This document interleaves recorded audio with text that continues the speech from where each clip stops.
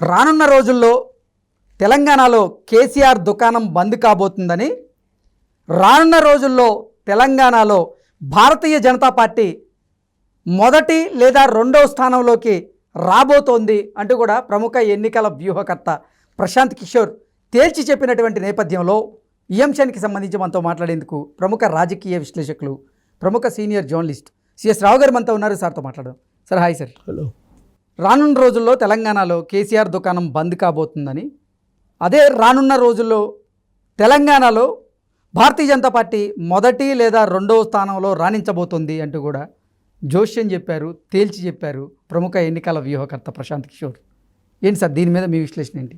So Prashanth Kishore ఖచ్చితంగా ఏదైనా ఒక కామెంట్ చేశారంటే దాని వెనక ఒక లాజిక్ ఉంటుంది, ప్లస్ జరగబోయేటువంటి పరిణామాలను కూడా అతను అంచనా వేయగలడు.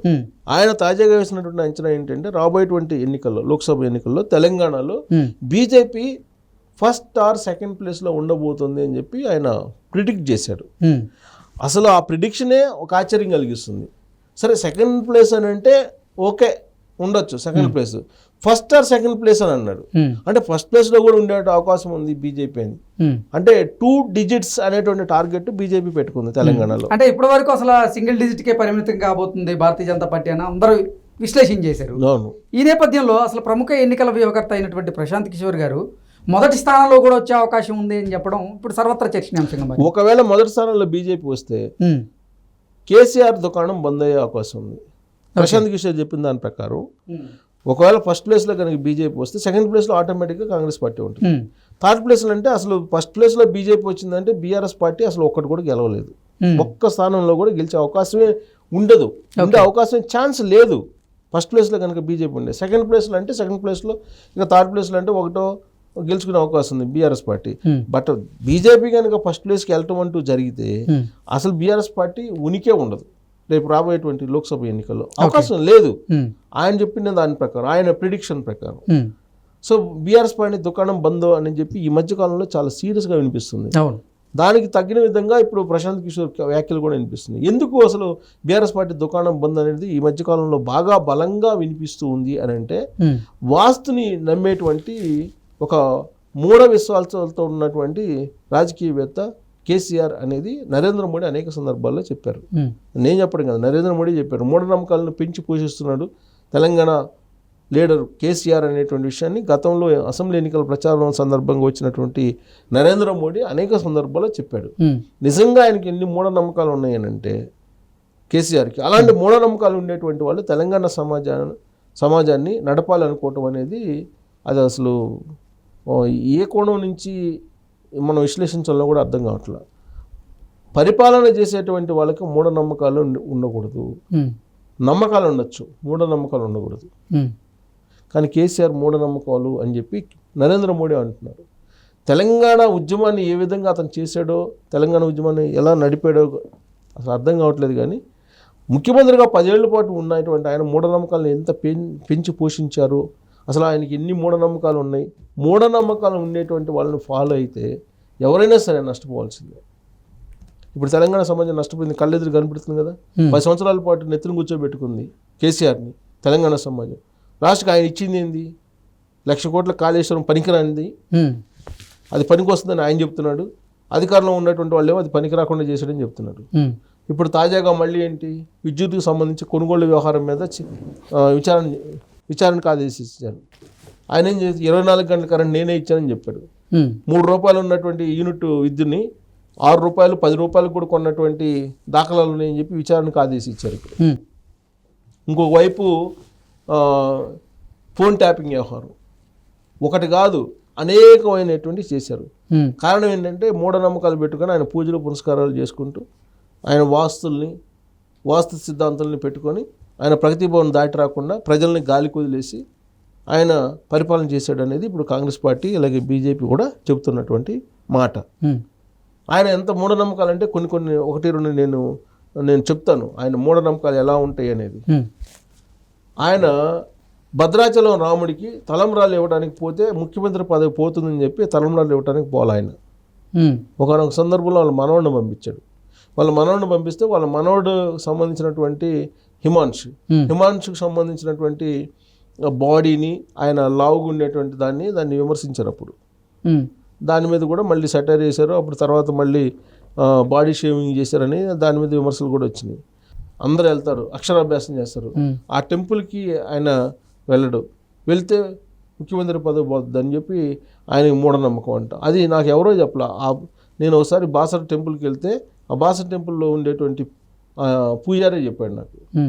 అందుకని రాడు, ఇక్కడ డెవలప్ కావట్లేదు, డెవలప్ చేయమని అడుగుతుంటే కూడా పట్టించుకోవట్లేదు అని చెప్పి ఆయన చెప్పడం జరిగింది. ఇలాంటి మూఢనమ్మకాలు అనేక ఉన్నాయి ఆయనకి. ఆ మూఢనమ్మకాల్లో ఒకటి ఏంటంటే బీఆర్ఎస్ పార్టీ కలిసి రావట్లేదు, బీఆర్ఎస్ పార్టీని మళ్ళీ టీఆర్ఎస్ పార్టీగా మార్చాలి. ఇది ఇప్పుడు నడుస్తున్నటువంటి చర్చ. అసలు బీఆర్ఎస్ పార్టీని టీఆర్ఎస్గా మార్చాలంటే మళ్ళీ బీఆర్ఎస్ పార్టీని టీఆర్ఎస్లో విలీనం చేయాలి.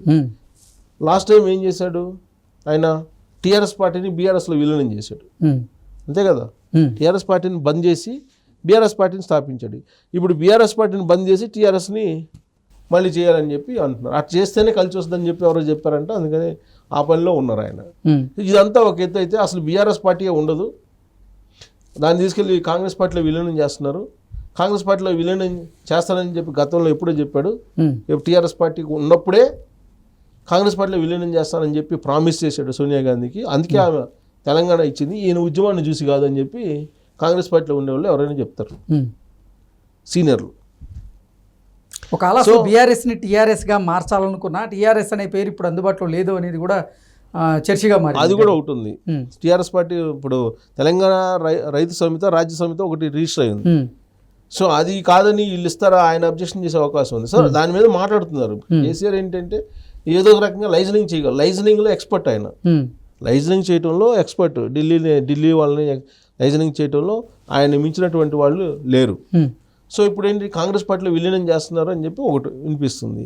ఇంకోటి ఏంది, కాదు అసలు బీజేపీలో విలీనం చేస్తున్నారు, బీజేపీలో విలీనం చేస్తేనే బీఆర్ఎస్ పార్టీని కవితకి బెయిల్ వస్తుంది, కేసీఆర్ జైలుకు పోకుండా ఉంటాడు, లేదంటే కేసీఆర్ జైలుకు పోవటం ఖాయం, కవితకు బెయిల్ రాకపోవడం ఖాయం అని చెప్పి ఇంకొక ప్రచారం కూడా జరుగుతుంది.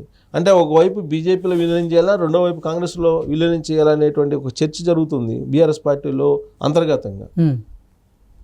చర్చ జరుగుతున్నటువంటి సమయంలోనే ఆ పార్టీ నుంచి దాదాపు 25 మంది ఎమ్మెల్యేలు కాంగ్రెస్ పార్టీలోకి వెళ్ళిపోతున్నటువంటి సందర్భం మనం చూస్తున్నాం. ఇప్పుడు దాదాపు 25 మంది ఎమ్మెల్యేలు రెడీగా ఉన్నారని చెప్పి కోమటిరెడ్డి వెంకటరెడ్డి చెప్తున్నాడు కదా. సో కాబట్టి బీఆర్ఎస్ పార్టీ దుకాణం బంద్ లోక్సభ ఎన్నికల తర్వాత అని చెప్పి ప్రగాఢంగా చెప్తూ ఉన్నారు. సో ఆ కోణం నుంచి ప్రశాంత్ కిషోర్ అంచనా వేసి చెప్పారా, లేదంటే ప్రశాంత్ కిషోర్ తన ప్రిడిక్షన్ ఎప్పుడు కూడా సర్వేలో, ఆయన సెఫాలజిస్ట్ కాబట్టి డెఫినెట్గా సెఫాలజిస్ట్ కాబట్టి అదే ఉంటుంది.